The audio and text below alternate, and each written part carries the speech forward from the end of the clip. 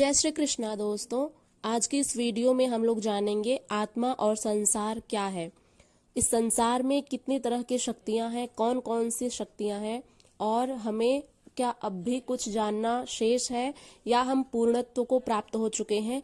इन सब विषयों पर आज हम लोग चर्चा करेंगे। तो चलिए प्रारंभ करते हैं आज की इस वीडियो को।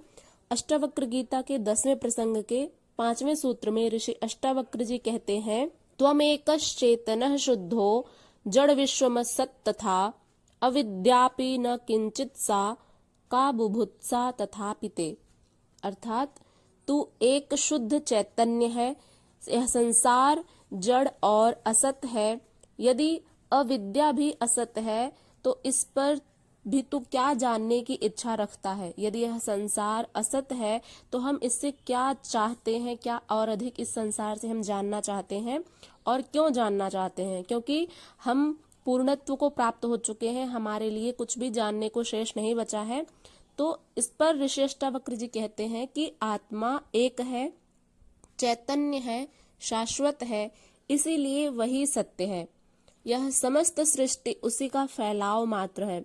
यह जो समस्त संसार है, ब्रह्मांड है, उसी आत्मा का ही फैलाव मात्र है, उसी की अभिव्यक्ति है, उसी का विस्तार है। वही एक असंख्य नाम रूपों में प्रकट हुआ है। यानी आत्मा तो एक है, चैतन्य है, शाश्वत है, वह एक असंख्य नाम रूपों में प्रकट हुआ है। इस संसार में बहुत तरह के प्राणी हैं, सबके अलग अलग नाम हैं। जो मनुष्य हैं उनके भी नाम रूप अलग अलग हैं। तो वो आत्मा ही है, आत्मा के ही ये विभिन्न रूप हैं। किंतु यह संसार जड़ है, अनित्य है और क्षण क्षण बदलता रहता है। लेकिन आत्मा स्थिर है, वह चैतन्य स्वरूप है, शाश्वत है। जबकि आत्मा से ही यह समस्त सृष्टि की अभिव्यक्ति होती है, लेकिन वह आत्मा चैतन्य है, शाश्वत है और यह संसार जड़ है, अनित्य है। यह क्षण क्षण बदलता रहता है। यह संसार क्षण भंगुर है, नष्ट प्राय है, लेकिन आत्मा शाश्वत है, चैतन्य स्वरूप है, उसका कभी नाश नहीं होता है। यह संसार गतिशील है, धारा है, चैतन्य स्थिर है। चैतन्य आत्मा स्थिर है, लेकिन यह संसार गतिशील है। इस ब्रह्म में दो प्रकार की सनातनी शक्तियां हैं। कौन कौन सी? विद्या और अविद्या। अविद्या संसार के हेतु है, अविद्या से ही यह संसार का निर्माण होता है।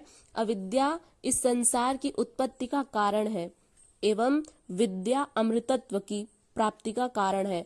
ये जो इस संसार में दो तरह की शक्तियां बताई हैं ऋषि अष्टावक्र जी ने, वे कहते हैं कि विद्या और अविद्या नाम की दो शक्तियां इस ब्रह्मांड में हैं। और विद्या जो कि अमृतत्व का हेतु है और अविद्या इस संसार का हेतु है। हेतु अर्थात कारण।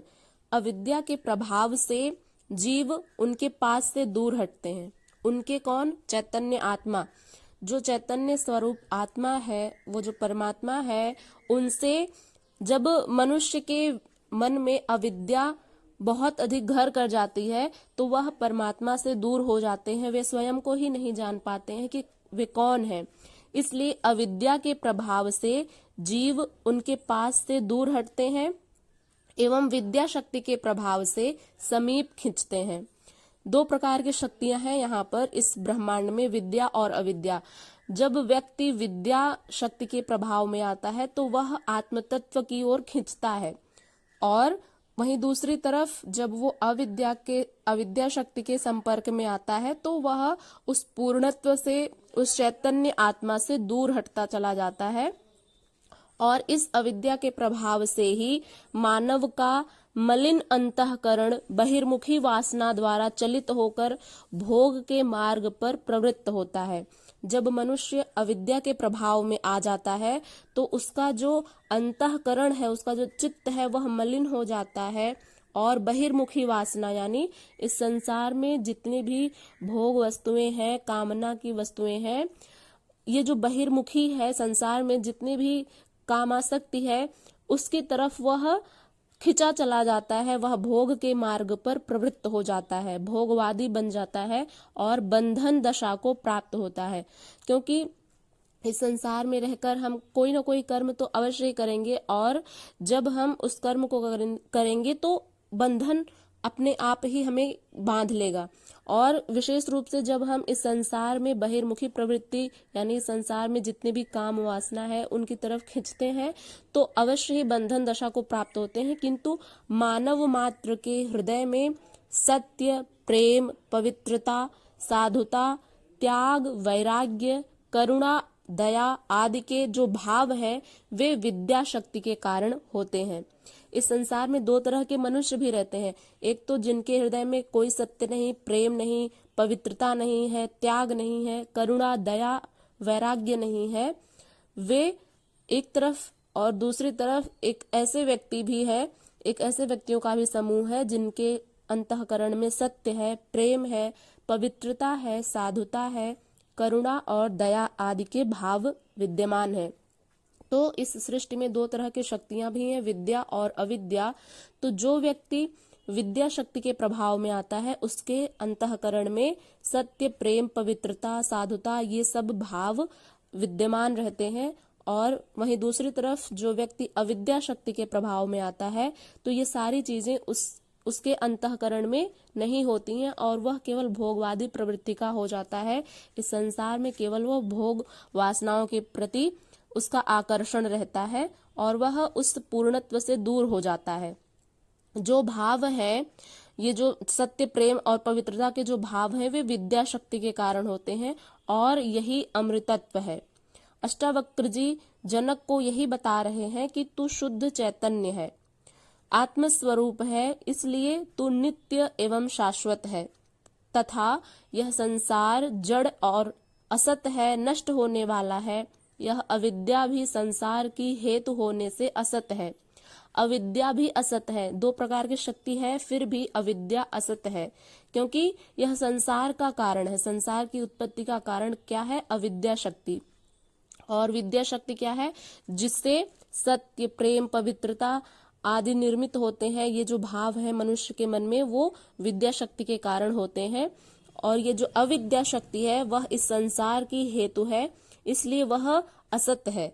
ऐसा जानकर भी तू इस असत से क्या जानने की इच्छा रखता है?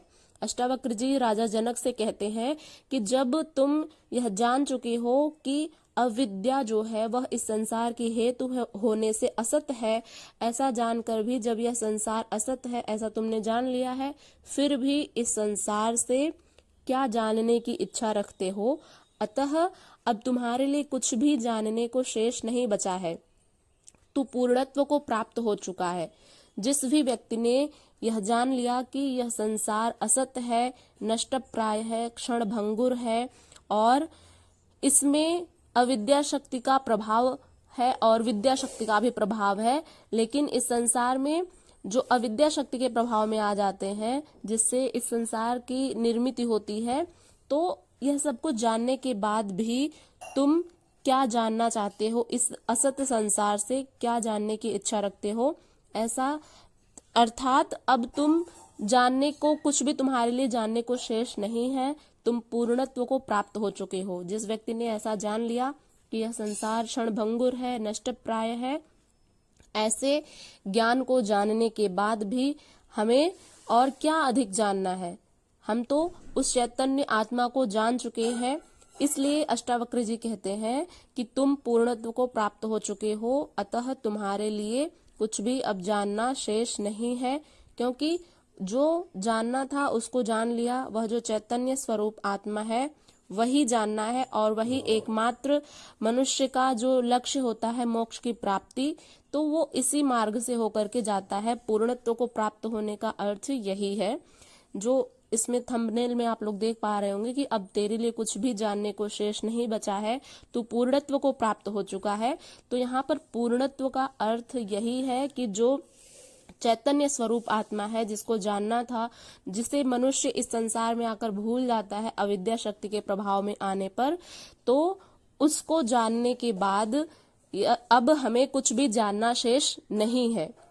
इसलिए अष्टावक्र जी राजा जनक से कहते हैं कि तू पूर्णत्व को प्राप्त हो चुका है। आशा करते हैं कि ये वीडियो आप लोगों को पसंद आई होगी। यदि ये वीडियो पसंद आई हो तो इसे लाइक करिएगा, शेयर करिएगा और चैनल पर यदि नए हैं तो इसे सब्सक्राइब करके बेल आइकन को प्रेस कर लीजिएगा ताकि आने वाली हर वीडियो की सूचना आप तक मिलती रहे। मिलते हैं इसी तरह की नेक्स्ट वीडियो के साथ, तब तक के लिए अपना ध्यान रखिएगा। हरे कृष्णा।